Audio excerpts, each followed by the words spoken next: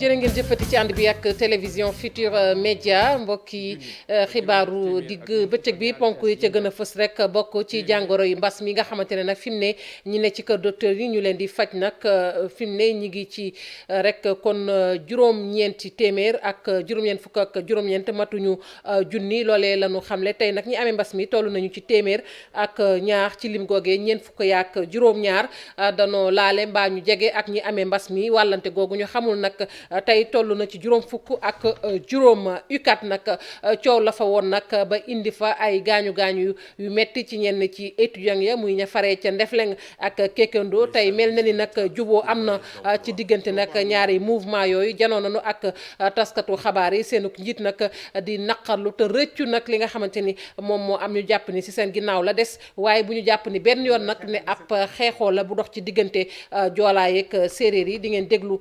ki nga xamante ni moo wax ci seen tur ci biir xibaar yi lu soxal loolee sax nag kër gi di correct nga xamante ni moom mooy toppatoo lépp lu soxal wàlluk éthique ak déontologie di tërali ni nag ci wàlluk média mi ngi naqarlu chronique bi nga xamante ni Madiambal Diagne nag def na ko ci daanaka booy xool ñaar fukki fan ak ñaar ci weeru ko mars mu soxal nag kon mbirum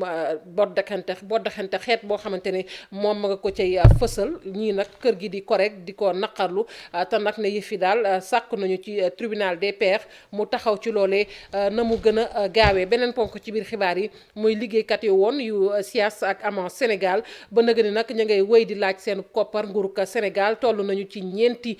junni ci liggéeykat yoo xamante ne nii nee nañ nguurug Sénégal yoral na leen lu toll ci ñeenti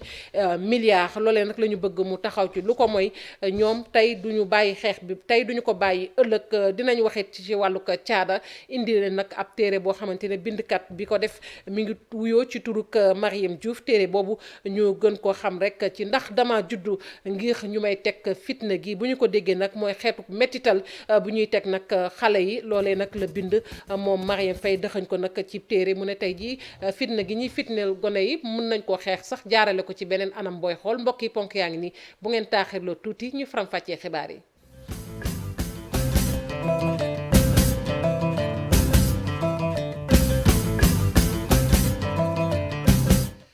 dale nag jàmm ci xibaaru digg bëccëg bi dañu koy dooree ak jàngoro yi mbas meek tolluwaay bi tey ci réewum Sénégal ñi nekk ci kër docteur yi ñu leen fat matuñu junni ñi ngi ci juróom-ñeenti téeméer ak juróom-ñeent fukk ak ñeent tey nag ñi am mbas mi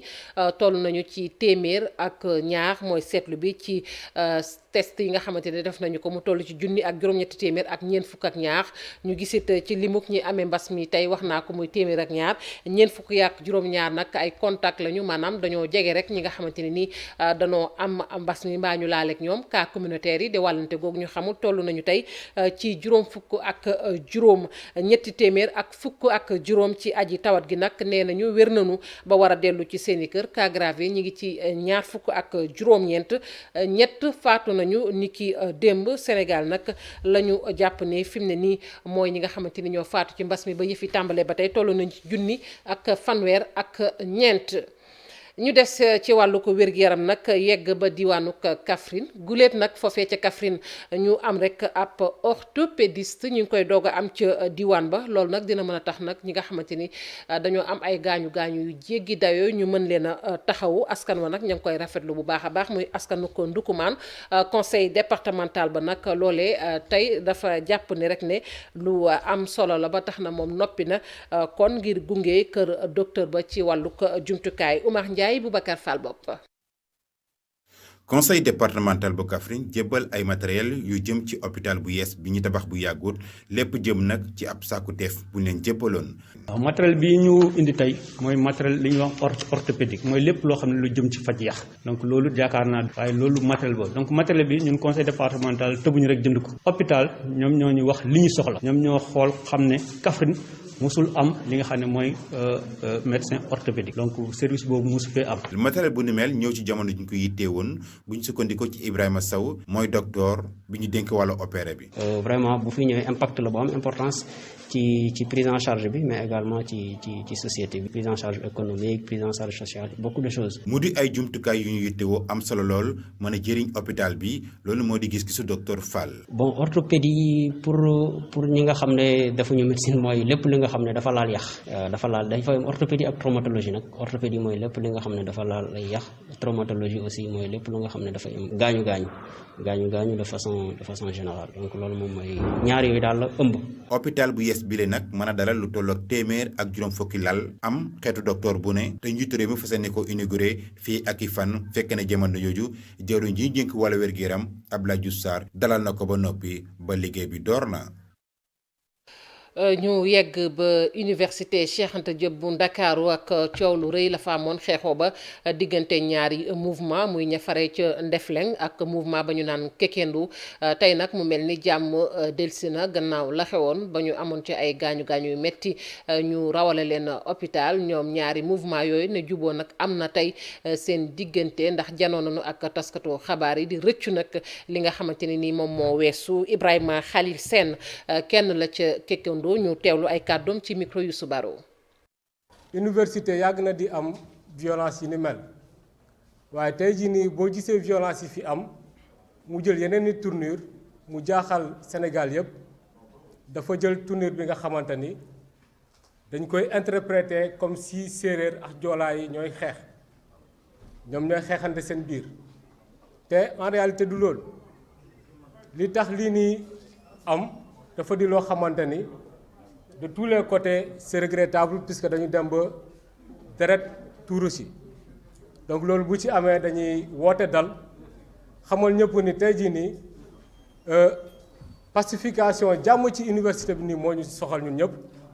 jàmm Sénégal moo ñu soxal ñun ñëpp te ñun ci milieu Casamance dañuy faral di def de telle sorte que ni mag yi bu ñu ñëwee taxaw depuis démb ñu bàyyi seen yitte di wax ak ñun lépp solo mooy ñu jox leen kàddu gi ñoom ñu wax. Mangook kooku doon wax rek kon ci turuk Ndefleng turuk Kekendu sax laay wax di mouvement boobu ca UCAD conseil bi nga xamante ne nag muy kuréel gi saytu lépp lu soxla wàlluk éthique ak déontologie di tërali nii ci wàlluk tasum xabaar te nag sukkandiku rek ci kër média yi ndax ñi ngi topp loolu am déet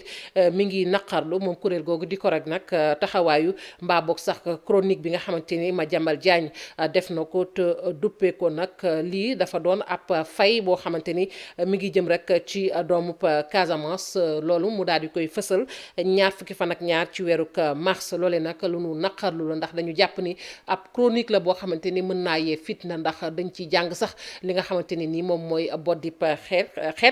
correct nag ne moom daal dinay sàkku sax ci tribunal des pairs nag mu daal di wax ci mbir mi ndax lii duñu ko seetaan benn yoon dinañ ci dellusiwaat du ñàkk ci suñu yeneen jotaayu xibaar. ñu dem ba fële ca commune ba ñu naan Sibassor askan wa nga xamante ne nag ñoo fa nekk xam ngeen ni lu mat at a ngi nii ñu doon dund ay jafe-jafe yu tar ci ñàkkum ndox mu sell tey nag mu mel ni kon commune boobee taxaw nañu nag ngir rek jàppale leen ci wàllu ndox moomu ndax lu ci ëppoon sax ndox ma da daan saf xorom ba jéggi dayoo duñu ko mën a jëfandikoo tey nag mën nañu rek am yaakaar leeral yi dañu ci ànd ak Ibrahima Diame ak Fally Gueye. Sibassor am forage bu bees ndox maa ngi walangaan askan wi doon jànkonteel jafe-jafe yu dul jeex ndax ñàkkum ndox mu sell seen robinet yi safoon xorom lool daanu mën a fàtte bés ni ki tey seen coono yooyu lee bon ñu gërëm ñëpp alhamdulilah parce que lii rek mooy problème Sibassor presque réglé na ko 2 jours 3 jours ñu am ndox te ñu ngi am ndox depuis 6 mois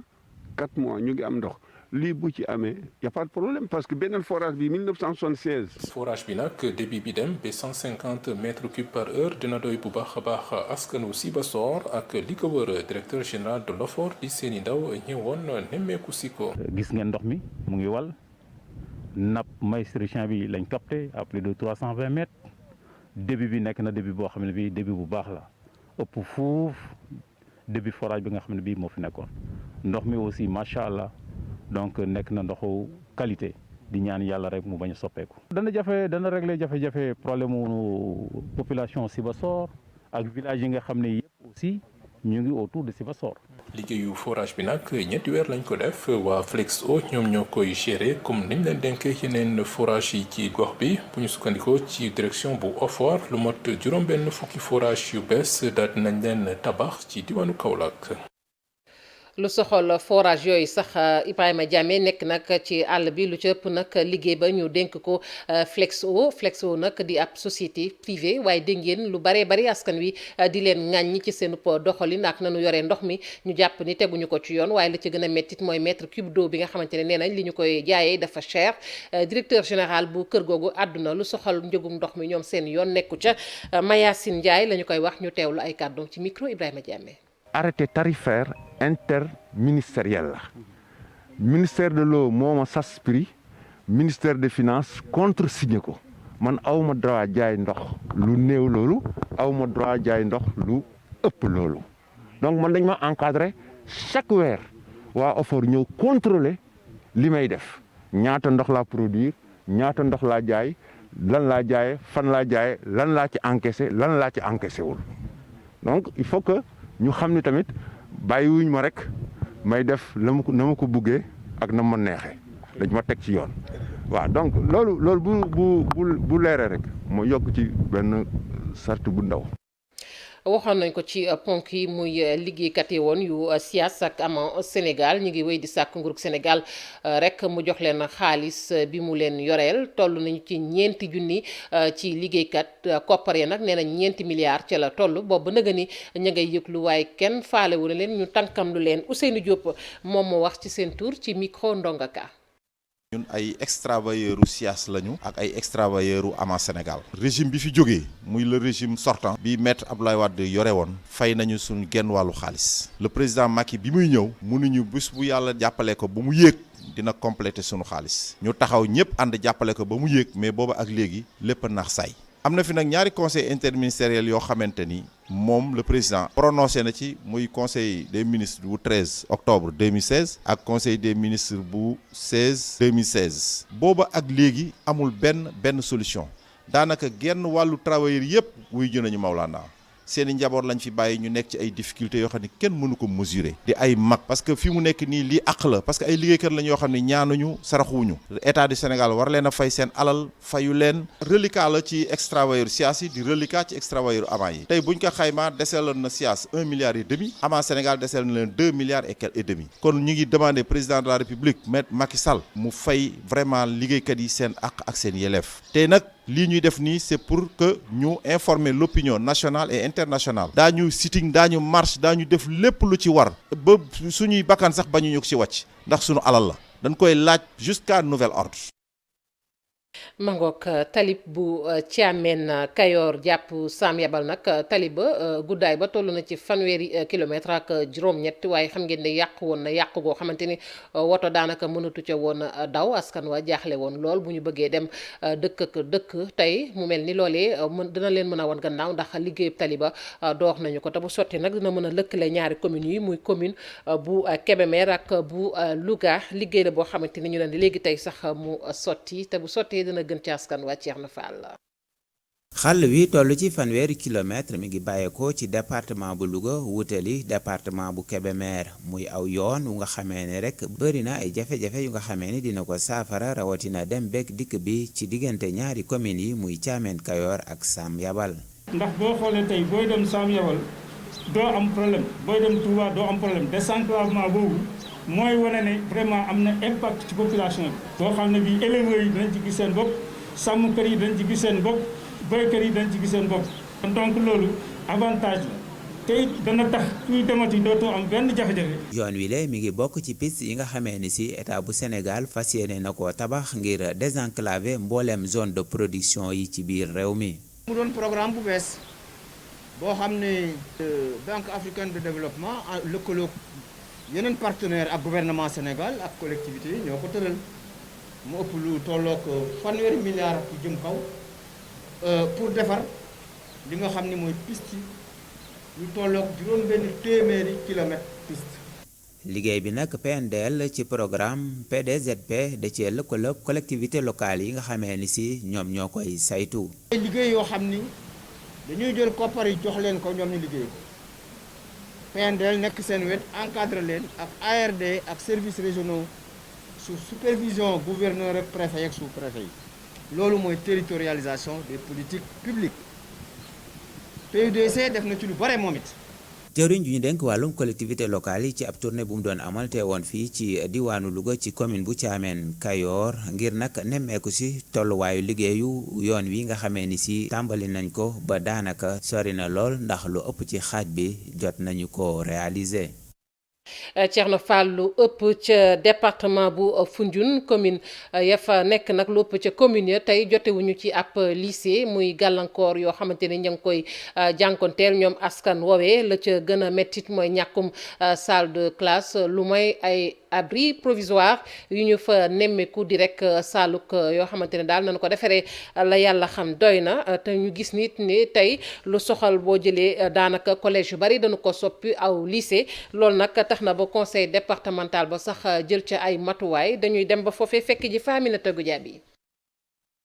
Karang di commune bu féetee ca frontière gambienne ba nag boo fa demee lycée ba fa nekk ab collège la boo xam ne dañ ko soppi def ko ab lycée at yee ñu weesu salle de classe ya fa dooleeku sax askan wa ñoom ñoo ko tabaxal seen bopp waaye nag li xew mooy école ba fi mu ne dafa xat ndaxte élèves yi koy fréquenté dañu bëri te àttanatu leen. parce que vraiment fii dañu manqué classe lool ba tey am nañu site pour lycée mais en tout cas lycée boobu ñëwagul ba léegi donc frontière bi puisque ñu ngi nii ak Gambien war nañu gis au moins beneen image bu rafet ci école Sénégal. lycée moderne nag moom la ñu war a tabax ci commune bu Karang buñ sukkandikoo ci autorité municipale yi ñu ne fi mu ne ñoom tàmbali nañu di dem di seeti kilifa yi ngir rek ñu jàppale leen ñu tabax lycée bu ni mel foofee ca commune bu Karang. mais comme ñun ñu ngi nekk ci frontière nekk ak ay communes yi nga xam ne amuñu lycée bi moom mooy absorber presque les élèves de Missirah les élèves de Nioro Santal de Némanding de Samba Gueye ak de Saloum Diané donc loolu aussi ñu ngi ñaan état bi que yaakaar naa ne fii ba ñaari at ñetti at peut-être Karang lycée bi dina am. lycée bu Passy nekk beneen commune bu nekkee ci biir département bu Foundiougne itam boo fa mais abri provisoire yi na mu bëree moo lay jaaxal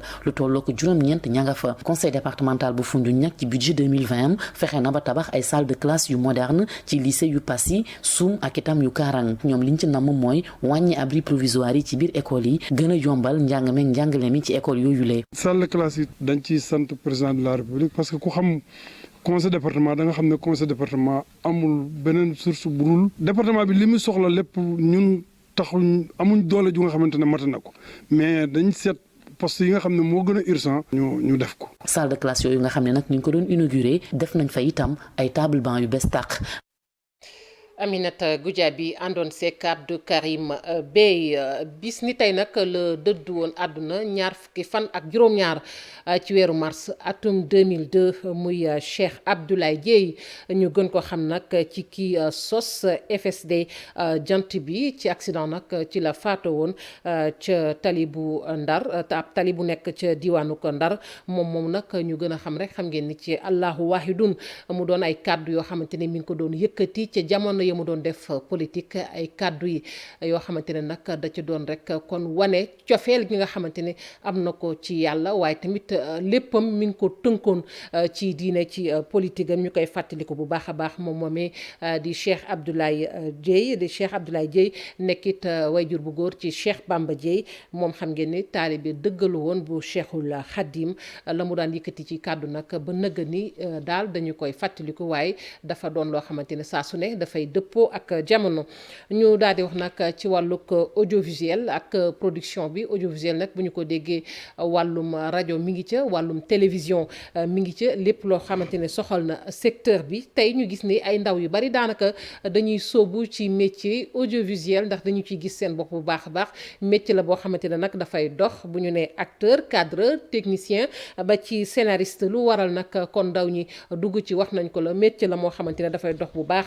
fii ci Sénégal ñu gis ni sax nag ab saafara la ci ñàkkum xëy mi Chérif Diop Younous Diatta ci leeral. mbooleem liggéey yi nekk ci audiovisuel ci wàllu cinéma liggéey bu mu mën a indil ndaw ñi bari na lool. dafay jox ndaw ñi liggéey parce que tey plateau bi ñëw nga fi ay ndaw rek ñoo fi nekk di daan seen doole tey jii bu ñu nee maîtresse d'un homme marié succès bi mooy ay xale yu ndaw ñooy xëy chaque jour ànd ak professionnalisme di ko liggéey. secteur la boo xamante ne li mu mën a jël bari na parce que production bu nekk li muy jël ci ay acteurs ak actrices du jeex su fekkoon production bu ñëw jël CDD 6 mois plus d'une cinquantaine de jeunes imagine soo amoon 20 productions yuy tournandoo wala plus wala nangam. ndaw ñu bari fii ci Sénégal li ñuy bëgg mooy liggéey ci milieu cinématographie ñu ngi ci casting yi ngir ñu jël leen ci bépp plateau tournage itam da nga leen fay gis ñenn ñi jàppee ko seen tànneef ngir mën a faj seeni soxla ci àdduna. man sama liggéey genre lampe yi la lampe yi pieds ak fil yi man maa ngi def maîtresse lumière saison 2 maa ko def te saison 3 tam pare naa ko pour mu gën a dóob. dañ ma formé Malick sama premier projet bay dem Golden Mbour fa lañ defee suñu premier jour de tournage moom laa àndaloon ñu dem après mu won ma lii ak lii ak lii après concentration lay laaj quoi pour yow ak sa volonté wu bopp. leneen laa doon jàng naa management des projets ak marketing mais bi ma benn jour ma am ñu jox ma chance liggéey ci maison de prod liggéey ci audiovisuel ci laa ci duggee ba léegi rëccuwuma ko parce que maa ngi ciy liggéey di ci tedd. ñàkk liggéey ak ñàkk koom-koom moom la ndaw ñi di dund waane production audiovisuelle ñu bari dañu jàpp ni mën na jural ndaw ñi liggéey yu bari fii ci réew mi. ay ndaw ñoo fi nekk di liggéey quelque part nguur gi war na ci mën a def loxoom muy permettre jeunes yi nii ñuy xalaat seen avenir neneen di xalaat kër ku nekk bëgg nga am oto bëgg nga am kër bëgg nga am retraite te tey nenn rek la koy ndaw ñi mën a amee mooy ñu am liggéey bu sécurisé te tey ci lii ñu nekk moo ngi leen di may sécurité. secteur la boo xamante ne lu mën a dimbali jeunes yi la bëgg nañ ko amaana école yi amagu fi su état bi mënoon investir ci yooyu dana gën pour man état bi mën na faa jaar yar. état bi mën na fee jaar joxe liggéey état bi mën na faa jaar sensibiliser état bi mën na faa jaar def lu liggéey bu bari bu mu mën a def ci jeunes yi. pour man bu ñu jëloon xaalis bu doy def ko ci ba pare ñañ ko jox ñu veiller à ce que mu àgg ci ñenn ñi parce que problème bi tamit loolu la. kër yi ci liggéey ñu ngi gën a bari série yi itam ñu ngi koy gën di gis waaye secteur bi ba léegi doxagal ni mu war a doxee boroom xam-xam yu bari ci wàll wi jàpp nañu ni Sénégal mën na dem ba nekk bërëb bu ñuy defaree ay série yu dul jeex jëmale ko ci Afrique ni ko waa Nigéria di defee foofa lu ëpp millions yi doomi Nigéria ñu ngi liggéey ci secteur boobu di secteuru cinématographie bi nga xamante ni moo ëpp lu muy jël ay ndaw ginnaaw mbay mi ca Nigéria. ñu koy jaajëfal bu baax a baax Chérif Diop waxoon nañ ko ci ponk yi ci ab téere nag la ko jaarale ngir fësal mettital yenn xeet yi ñuy teg nag xale yi fii ci réew ma Sénégal ba ci sax yeneeni réew bindkat bi nag Mariam Diouf la ñu koy wax téere ba mu génn nag ma ngi ko duppee rek ndax dama juddu ñu may teg lu ni mel ab laaj bu mu samp la ci téere bi moom nag loolu nee na ab sax porox ndoll la ngir bépp xeetu mettital ñuy teg ndaw yi ñu mën koo faj nag ci beneen anam. Ibou Diouf ak Amadou Ba. Mes parents m'aidaient beaucoup ainsi. Mon père était une personnalité publique, un député qui parlait souvent de moi. beneen téere bu muy fësal ngir wax ci lenn lu ñuy dund ci biir njaboot yi. Mariam Diouf di ab bindkat ñëwaat na ci xoqatal yi ñuy faral di gis di ko teg tamit ci tuutànk yi. Suis-je née pour subir cela la tudd. léegi dama bëgg a wax ci xale yi nga xamante ne seen parents yi seen yaay ak yooyu noonu dañ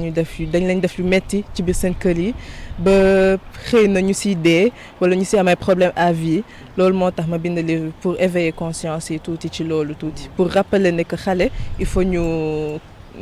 protéger leen il faut ñu sàmm leen. loolee mu duppee suis-je né pour subir cela muy ab laaj boo xamante ne bëri na xale yu koy yëkkati te duñu mës a am tontu bi war. Voilà surtout que affaire bi ci bopp la en fait c'est mental c'est psychologique donc il faut que nit ñi gën a permettre jigéen ñi di wax ci biir kër yi parce que dañ leen di wax tout le temps ñu noppi ci biir kër yi donc bu ñu leen bàyyee ñuy wax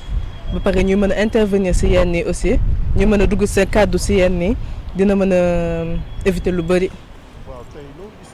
Mariam Diouf ne wàllu bind moom bëri na ay ndaw yoo nga xamante ne rek daanaka lu leen neex la waaye fa nga judd tamit daanaka lu ci am solo la. man de gis naa ne loolu lu baax la franchement parce que day permettre nit ñi ñu voyager ñu xool leneen ñu xam leneen ba pare ñuy ubbi seen xel ci leneen aussi héritage la sama papa ak sama yaay dañuy liggéey ci affaire u livre ak yooyu bi ma nekkee xale bi ma toogee def ma woon dara amoon fu ma dem du ma génn sama yaay daan ma ne may jël livre di lire. voilà depuis boobu nag damay lire rek ba pare jékki-jékki commencé di bind aussi. bii mooy ñaareelu téere bi muy fësal bu njëkk bi mu duppee woon que la vie est un choix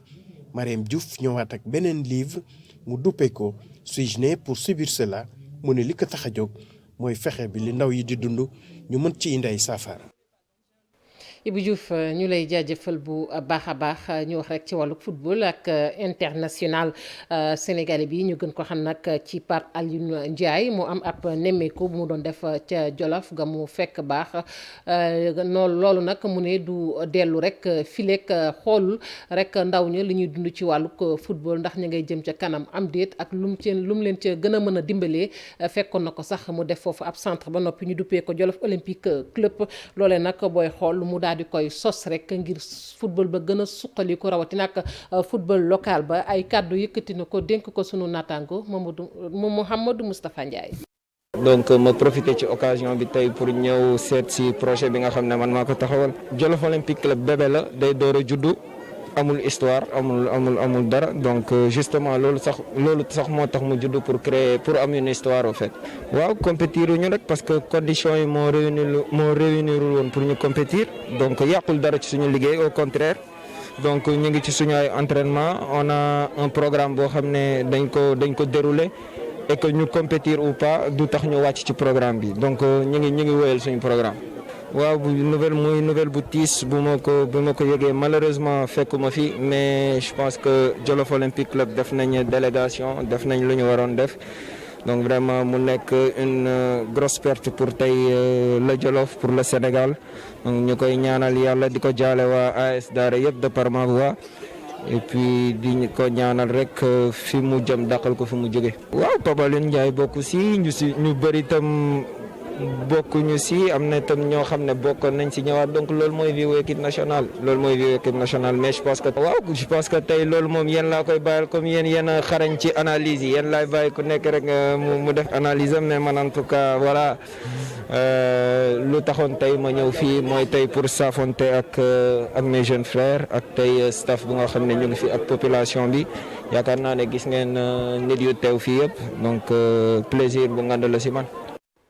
ma ngoog foofu la ñuy tàggatoo mbokk yi ci xibaaru digg bëccëg bi sant leen gërëm leen yéen ñu fare woon ci machine bi ak ñi jàpp ci xibaar yi ba mu sotti rédaction bi dina fi teew ci yeneen jotaay xibaar ñu leen di ñaanal kenn du la jàmm te di ko sàkku ci yéen.